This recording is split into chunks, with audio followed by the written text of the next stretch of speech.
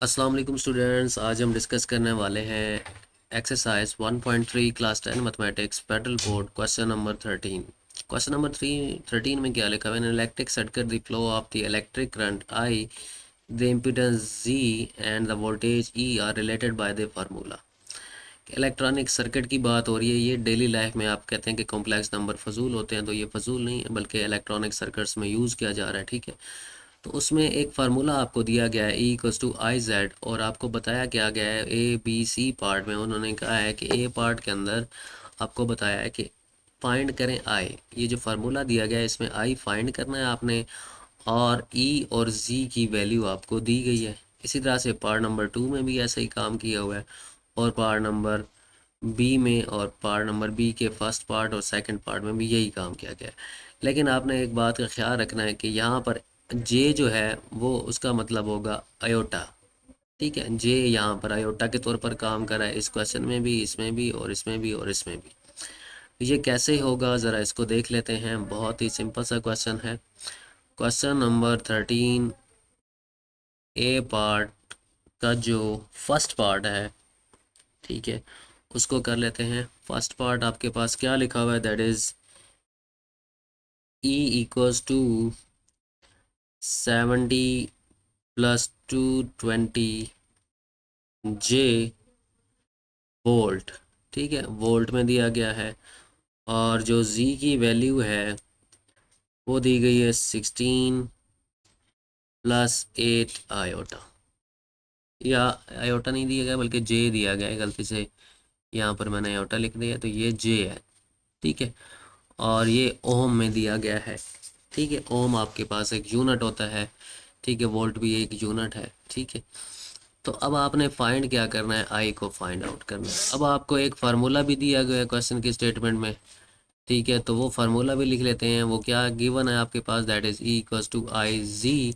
आई अगर इसमें से मुझे फाइंड करना है तो जी ये जो है इधर आके डिवाइड हो जाएगा, तो लिखेंगे E/Z। अब ई की जो वैल्यू है वो पुट कर लेते हैं। That is 70 + 220 J divided by g की वैल्यू है दैट इज 16 + 8 जे। अब आपको पता है कि ये जो जे है ये आयोटा के तौर पर काम कर रहा है। ठीक है, अब आपने ये नहीं समझना कि ये जे लिखा हुआ है तो इसका क्या मतलब है। अब जे आयोटा के तौर पर काम कर रहा है तो डिनोमिनेटर में से हमें आयोटा को रिमूव करना पड़ेगा। आयोटा जब रिमूव करते हैं डिनोमिनेटर में से तो हम रैशनलाइज करते हैं, तो हम लिख लेंगे 16 - 8 जे डिवाइडेड बाय 16 - 8 जे। ठीक है, तो हमने डिनोमिनेटर में 16 - 8 जे लिख लिया, और 16 - 8 जे ऊपर भी और डिवाइड करवा दिया। अब हम सिंपल सिंपल क्या काम करेंगे, हम इसको इसके साथ मल्टीप्लाई करवा देते हैं। डिनोमिनेटर में तो हमेशा रैशनलाइजेशन के बाद फार्मूला ही बनता है। अब 70 लिख लेते हैं, और 16 - 8 जे लिख लेते हैं। फिर 220 जे लिख लेते हैं। ऐसे लिख लें, ऐसे लिख लें। फिर 16 - 8 जे लिख लेंगे divided by A + B which is equals to A² - B²। ये फार्मूला हो जाएगा। आप 70 को जब आप 16 से मल्टीप्लाई करेंगे तो ये आ जाएगा 11। 20 कैलकुलेटर में करेंगे। फिर 70 को 8 के साथ मल्टीप्लाई करेंगे तो ये आ जाएगा -560 जे आ जाएगा। फिर 220 को जे को जब 16 से मल्टीप्लाई करेंगे तो ये आ जाएगा +3520 जे आ जाएगा। फिर 220 को इससे मल्टीप्लाई करेंगे तो 220 × 8 जो होता है डेट इज़ -1760। और जे से जब मल्टीप्लाई होगा तो वो हो जाएगा J² डिवाइडेड बाय, हम ऐसे ही लिख लेंगे डिवाइडेड बाय नीचे क्या 16 का स्क्वायर। 16 का स्क्वायर होता है दैट इज़ 256 माइनस 8 का स्क्वायर 64 होता है, और जे का स्क्वायर आ जाएगा। ठीक है जी, नेक्स्ट स्टेप में हम J² की वैल्यू माइनस पुट करते हैं।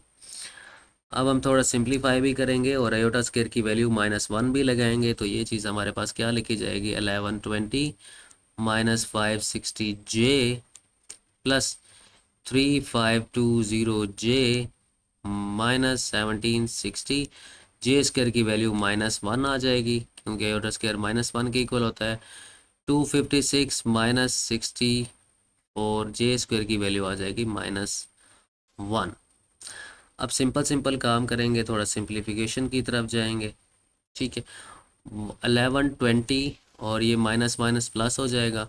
1120 और माइनस 1760 जो है इसको आप प्लस कर देंगे। प्लस जब आप इसको करेंगे तो ये आपके पास आ जाएगा, दैट इज़ 2880। ठीक है, ये प्लस करने से आएगा।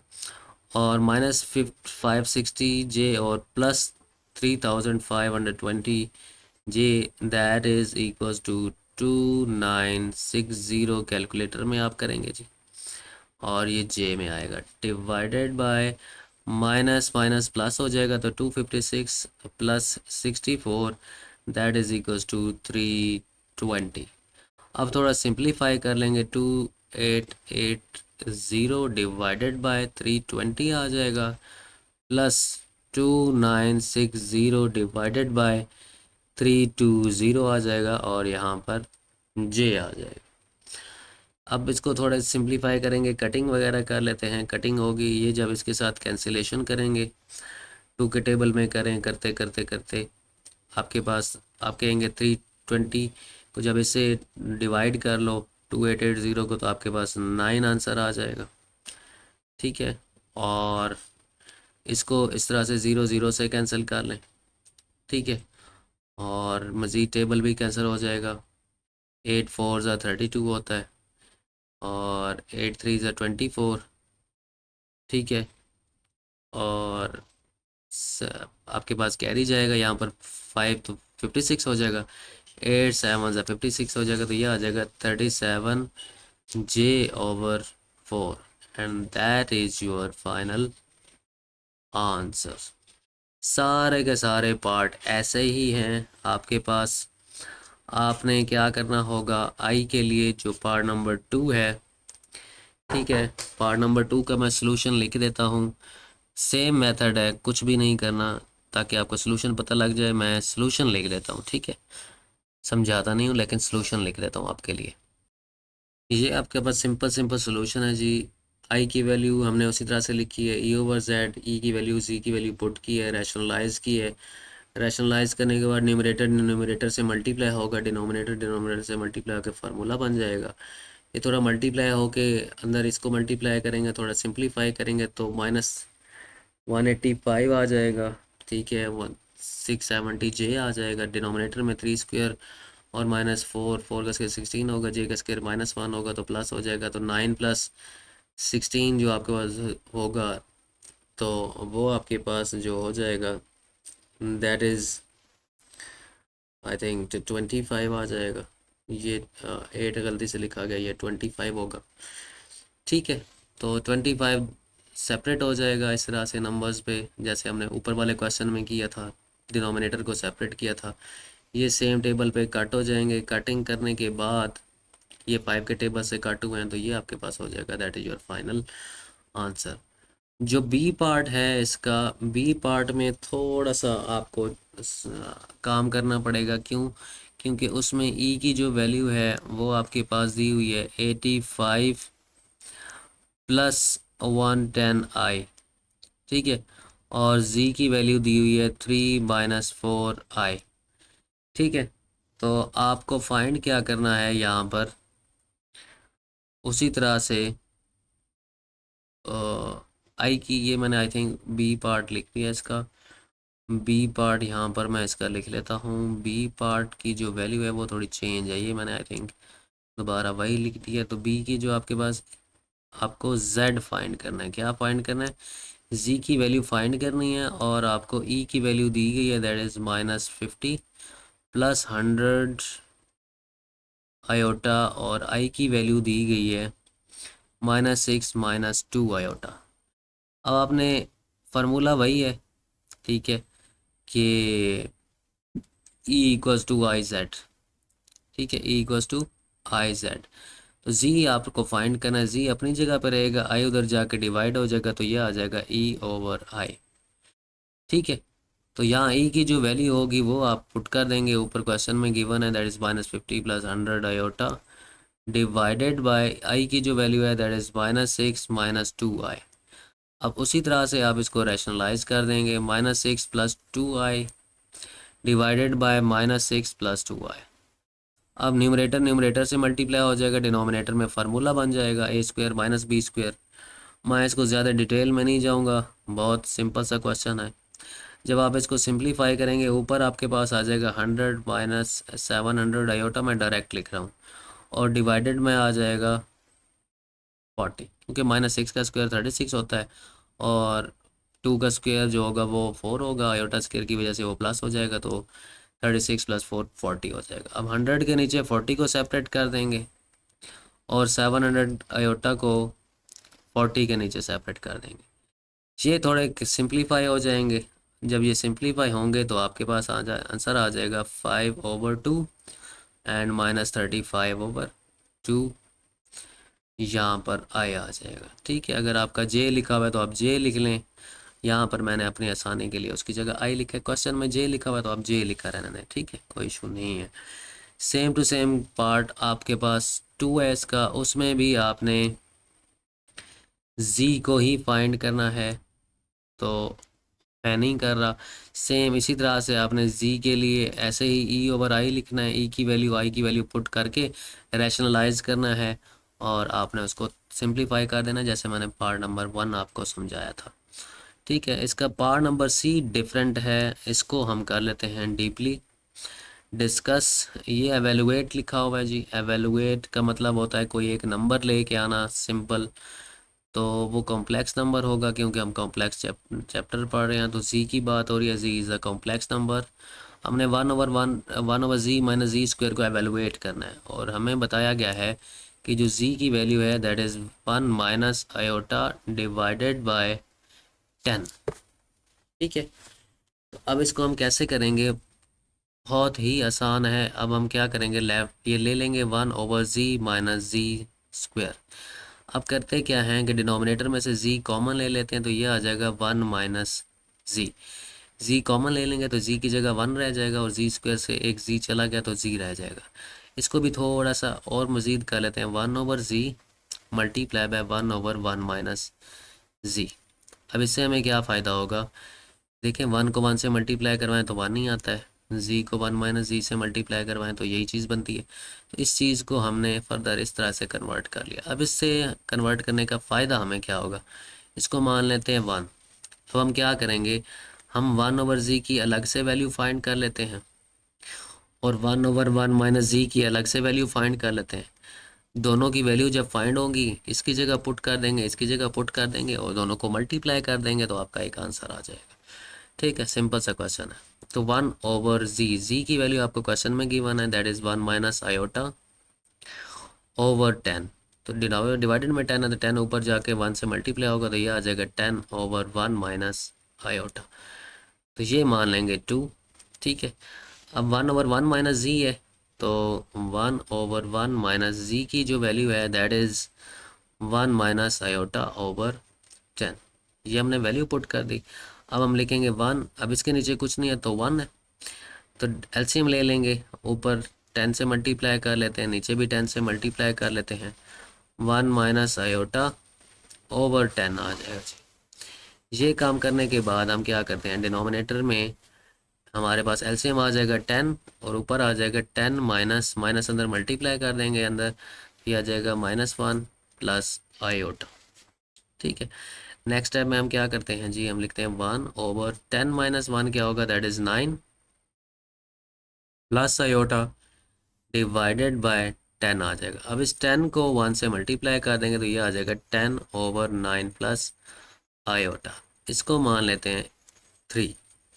अब हमने 1/z और 1/1 - z की वैल्यू फाइंड कर ली है। अब हम इसमें पुट कर लेते हैं जो हमारे पास इक्वेशन नंबर 1 बनी थी, तो वो क्या थी, 1/z multiply by 1/1 - z। 1/z की जो वैल्यू आपने निकाली that is 10/1 - iota, 10/1 - iota multiply by 1/1 minus जी की जो वैल्यू निकली है दैट इज़ 10/9 प्लस आयोटा। अब हम क्या करते हैं, 10 को 10 से मल्टीप्लाई कर देंगे, 100 आ जाएगा। ये अलग अलग इससे मल्टीप्लाई हो जाएगा क्योंकि फार्मूला तो बन नहीं रहा, तो हम लिखेंगे 1 into 9 plus iota and minus iota into 9 plus iota. अब 100 ओवर 1 अंदर मल्टीप्लाई कर देंगे तो क्या आएगा, 9 प्लस आयोटा, माइनस अंदर मल्टीप्लाई करने के तो -9 आयोटा आ जाएगा, और माइनस प्लस माइनस हो जाएगा और आयोटा स्क्वायर लिखा जाएगा।